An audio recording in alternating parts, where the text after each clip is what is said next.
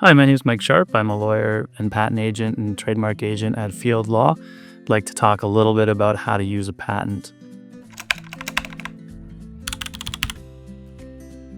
It all comes down to a patent being a federally granted monopoly that's the exclusive right to practice an invention.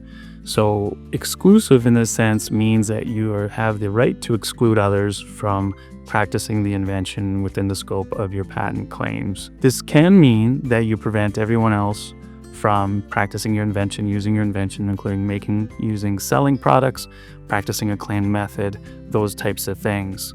And if that's your business strategy, to be the one and only company to practice the invention in the country of interest, then you can achieve that. However, another important use in commercialization is licensing. It may be the case where there's a benefit for your company to license the rights, those exclusive rights, in either an exclusive or non-exclusive manner to another company and collect royalties from that. So you are able to carve out your monopoly in different ways for different fields of use, for example. Different claims can be carved out, and you can offer the rights under your patent to other companies to license in exchange for a fee.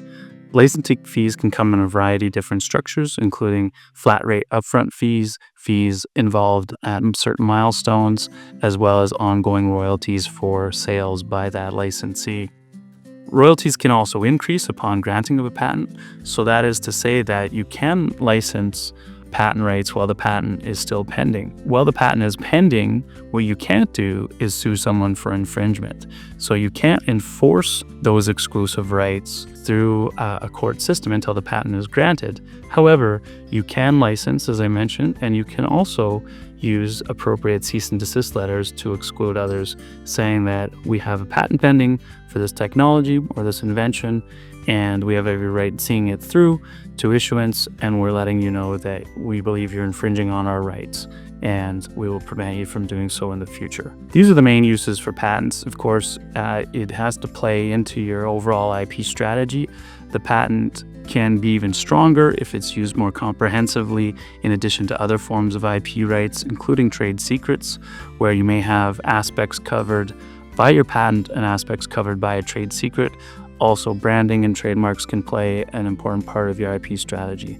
Certainly, a patent goes much more beyond something that you can just hang on your wall and be proud of. You can certainly use it in a number of different ways. If you'd like any further information on this topic or other IP topics, feel free to reach out to an IP professional found on Field Law's website, and we'll be happy to help.